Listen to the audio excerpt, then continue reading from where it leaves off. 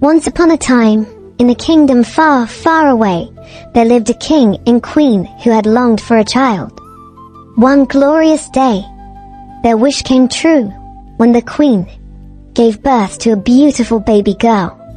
The kingdom was filled with joy, and they named her Aurora. To celebrate her birth, the king and queen held a grand feast, inviting the entire kingdom, and of course, the fairies who lived in the enchanted forest.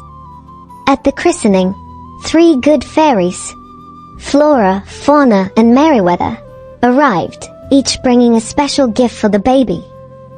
Flora, with a wave of her wand, whispered, "I give you the gift of beauty. Your beauty will shine like the sun, and everyone who sees you will be filled with joy." Fauna stepped forward next, her voice gentle and kind. "I give you the gift of song. Your voice will be as sweet as the nightingale, and music will fill your heart." Just as Merryweather was about to give her gift, a chilling wind swept through the room. The doors flew open, and there stood the wicked fairy, Maleficent, draped in darkness. Everyone froze. With a sly smile, Maleficent spoke, her voice dripping with venom. "So, you didn't invite me to this grand event? How rude. But no matter, I have a gift for the little princess as well." Her eyes gleamed with wickedness as she stepped closer to the cradle. Before the sun sets on her 16th birthday, Aurora will prick her finger on the spindle of a spinning wheel and die. Gasps filled the hall. The queen wept. The king shouted for guards, but Maleficent had already vanished in a swirl of dark magic. Merryweather, the 3rd fairy, rushed to the cradle, her heart heavy.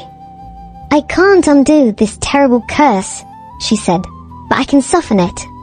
She waved her wand and said, "Aurora will not die. Instead, she will fall into a deep sleep, from which she can only be awakened by true love's kiss." The king, desperate to protect his daughter, ordered that every spinning wheel in the kingdom be burned. But the fairies knew that the curse was powerful. To keep Aurora safe, they took her deep into the forest, disguising her as a simple peasant girl and raising her as their own. They called her Briar Rose, and for 16 years, Aurora lived a quiet and happy life, unaware of the danger that loomed over her. The forest was her playground. Every morning birds would sing, and deer would greet her as she wandered through the trees, humming the songs that Fauna had taught her. Her golden hair flowed like sunlight, and her laughter echoed like a melody through the woods. But as she grew older, Aurora often felt a strange longing. "I dream of something more," she whispered to her animal friends one day. "Of someone special." On her 16th birthday, Aurora wandered deeper into the forest than ever before. It was there, by a bubbling brook, that she met him, Prince Philip. Though neither knew who the other was, they were both caught off guard, as though fate had gently pushed them into each other's paths. He was handsome, kind, and as soon as they spoke, Aurora felt a connection like none she had ever known. "I've been dreaming of you," Aurora said, blushing as the prince took her hand. "And I of you," Philip replied with a smile, though he knew not why. They danced in the sunlight, lost in the magic of their meeting. But soon Aurora remembered that she must return to her cottage. "We cannot meet again," she said sadly, "but I will always remember this moment." That night, the fairies revealed the truth to Aurora. "You are not Briar Rose," Flora told her softly. "You are Princess Aurora, and tonight, you must return to the castle. The curse that was placed on you all those years ago. It is almost time." Aurora's heart broke. She was a princess, but she could never see her newfound love again.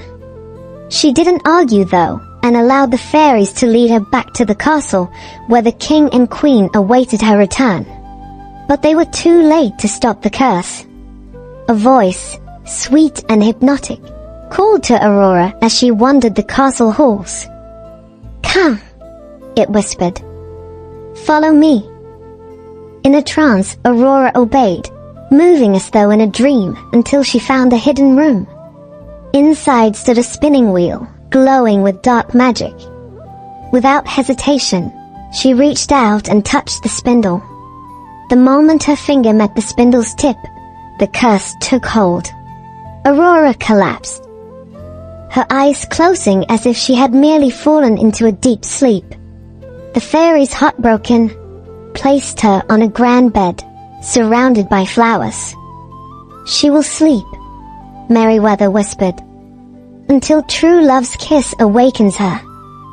Far away, Prince Philip, still thinking of the mysterious girl he had met in the forest, heard of the princess's plight. But before he could reach the castle, Maleficent captured him. "So, the young prince wants to play hero," she sneered, locking him away in her dark fortress. But the good fairies would not give up. With their help, Philip escaped, armed with the sword of truth and the shield of virtue, the only weapons that could defeat Maleficent. Furious, she transformed into a monstrous dragon, her wings darkening the sky as she unleashed fire and destruction. The battle was fierce. Flames roared, and Philip fought with all his strength. Just when all seemed lost, he hurled the sword of truth into the dragon's heart. With a final earth-shaking roar, Maleficent fell, defeated. The castle was silent as Philip entered. He found Aurora lying peacefully, her face serene in sleep. With trembling hands, he leaned down and pressed a gentle kiss upon her lips. Slowly, Aurora's eyes fluttered open. The curse was broken. She smiled up at Philip, her heart filled with love and joy. The entire kingdom awoke, and soon a grand celebration was held. Aurora and Philip were married in a ceremony that filled the land with happiness and hope. And so, Aurora's story became one of love's triumph over darkness, proving that no curse is stronger than the power of a true heart. They lived happily ever after, as love and light reigned in the kingdom once more.